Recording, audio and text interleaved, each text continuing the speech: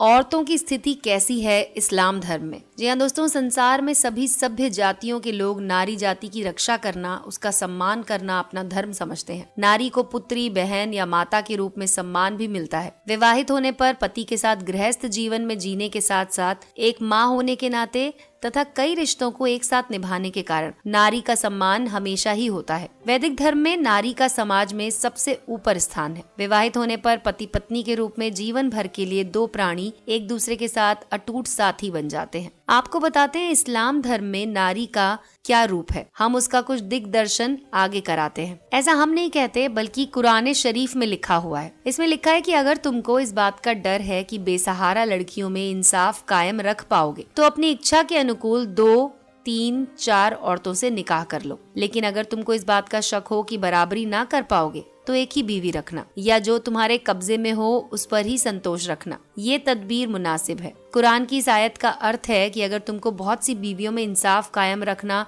या उसका विश्वास हो, यानी सबके साथ तुम हर बार एक जैसा व्यवहार कर पाओ, तो जितनी चाहो बेशुमार बेसहारा औरतों को अपनी बीवी बना लो। शरीर में दम हो, पैसे की ताकत हो, खुदा को इसमें आपत्ति नहीं है। और अगर कमजोरी हो तो भी 2, 3, 4 औरतें शौक के लिए रख सकते हो, ब्याह कर सकते हो। अगर बहुत ही कमजोरी हो तो एक बीवी पर ही तसल्ली मजबूरी में कर लो। इसमें 4 के बाद तक शब्द नहीं है। इससे स्पष्ट है कि 4 की ही अंतिम सीमा नहीं है, ज्यादा भी कर सकते हो। कुरान ने खुलासा कहीं भी नहीं किया कि मर्दों की तरह एक औरत कितने मर्दों को अपने शौक के लिए पाल सकती है। इसके अलावा कुरान में ये भी लिखा है कि ऐसी औरतें जिनका खाविंद जिंदा हो उनको लेना हराम है, मगर जो कैद होकर तुम्हारे हाथ लगी हो उनके लिए तुमको खुदा का हुक्म है। उनके सिवाय भी अन्य दूसरी सभी औरतें हलाल है। इस आयत के अनुसार शौहर वाली औरतों से निकाह करने को अल्लाह ताला ने मना किया है, मगर दुश्मन की औरतों को व्यभिचार के लिए पकड़ लाने की स्वीकृति कुरान देता है। कुरान एक बात और कहता है कि जिन औरतों के साथ तुम्हारे बाप ने निकाह किया हो तुम उनके साथ निकाह ना करना,